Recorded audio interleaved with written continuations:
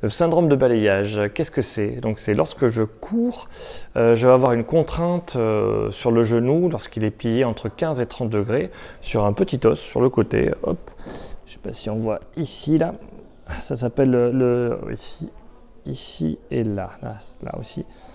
Donc il y a le tenseur du fascia lata qui va frotter sur le tubercule de Gerdy. On peut aussi avoir des douleurs à l'insertion, au début en tout cas ça commence par ça, du tenseur du fascia lata.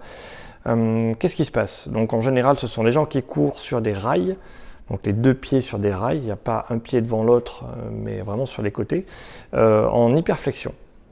C'est eux qui vont avoir mal à cet endroit-là. Pour ceux qui marchent aussi, pareil, c'est ceux qui marchent sur les côtés, en ne mettant pas un pied devant l'autre, ils vont avoir mal à cet endroit-là, avec les genoux en hyperflexion. Donc le premier truc à faire pour plus avoir ça, c'est très simple, c'est marcher sur une ligne. Je marche sur une ligne en faisant de grands pas, je pose le talon premier pour dérouler le pas, et je lève les talons. Donc je pose le talon, je passe, je lève le talon pour lever la jambe et aller chercher devant et je vais chercher sur une ligne. J'ai fait déjà une vidéo là-dessus. Si ça passe pas, vous pouvez faire le samouraï.